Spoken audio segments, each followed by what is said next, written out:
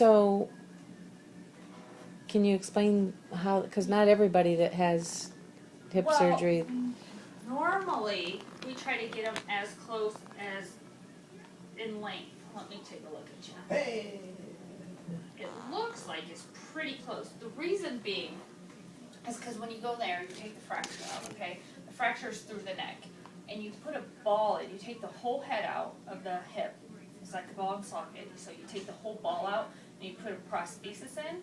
And that prosthesis has a ball component, a neck component, and a stem. If you look on x-ray, it looks like it's all one, okay? But actually those are 3 separate pieces. So when you're in the operating room, you're putting all these together and you're kind of just going by feel. You put a size of the neck in and you're lining up the legs. You're not using x-ray or anything, so it's all by feel. So we come to get the best alignment you can get, but it's very difficult to get exact.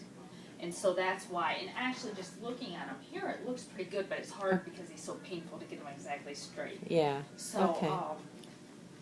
I don't know so much if it's gonna be a big enough deal for him to notice. Okay. If people have a problem and like if their walk is off, and they, we can do a shoe lift if it's just a minimal discrepancy Okay. and if it's causing problems. Well, it's not that, Right, and I just wanted, I didn't know if it was significant let me since pull it he up here mentioned it. because what we do is we take an x-ray afterwards in recovery. Did he mention it after surgery to you guys? That Yes, person? yes, What we do is we take an x-ray in recovery, and that gives us a good idea of how close we are.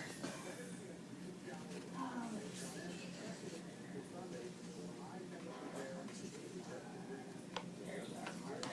And I'll be able, if you want to see the x-ray, I can pull it up for you to kind of give you an idea of Okay. everything we're talking about here. Make it a little easier for you to appreciate. Yeah, that'll be something we'll follow.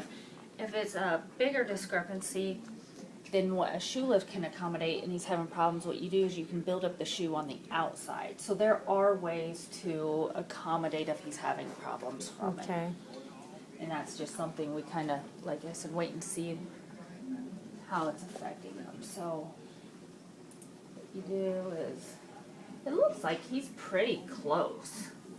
So you compare the hips here, so maybe just a little bit off. But here is, it's a big ball inside a little ball, and then the stem here. So that's his prosthesis, or his Okay. half hip replacement, we call it, because he kept his own socket.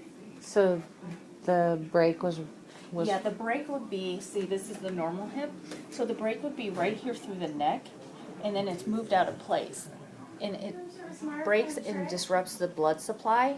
And so since it disrupts the blood supply, no blood is getting to this part of the bone, so it would die. If we tried to put it back together and fix it, the head would die. no matter how fast you do it? Right, Okay.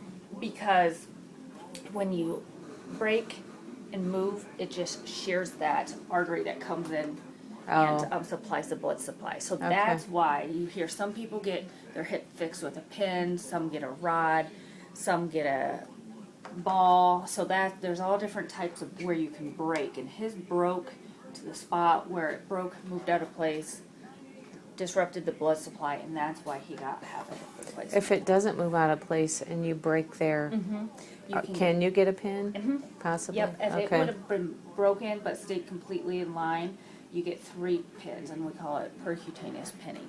Okay. Yep. All right. The good and bad on that is the pinning. I say that would have happened is he only has little poke wounds instead of an incision, but he won't be able to put weight on it for 6 weeks. Okay. So there's kind of pros and cons of Right. everything.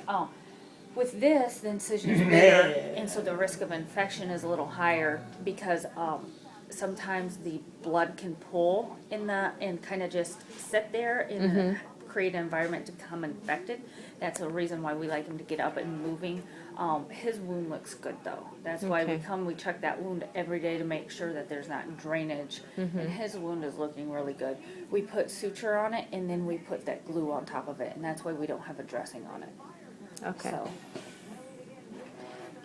yeah, Dr. Gerson is back on Monday, but I'm guessing they're probably working on a rehab facility before then. Did they give you any Yeah, idea? when do you think he'll be? What we say is he can go to rehab from our standpoint, orthopedic, at any time.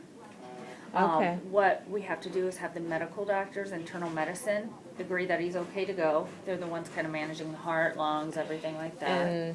And Dr. Singh, Mhm. pretty much said that day He's before good. yesterday. Yeah. Okay, good. So we say it's okay. Dr. Singh says it's okay. So now it's just a case management paperwork, working with the facility you guys pick, making sure they'll accept him, get all the. Okay. It's yeah. kind of a paperwork. They've pushing started thing now. that, so. Oh, good. So Yeah. I would expect that they would probably be able to give you somewhat of an idea today of when it's going to happen. Okay. And so if he's still here on Monday, Dr. Gerson is back. Like I said, Dr. Heiser and myself's here today and through the weekend. So if you think of anything else, just Okay. let us know.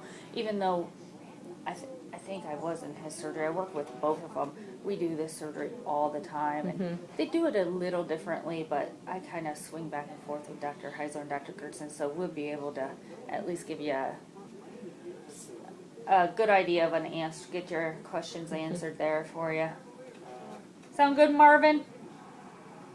Huh? Sound good? Yeah. You're more awake today. You were sleepy yesterday. Mm-hmm. Kind of hard to get him. I got him up, or I woke him up.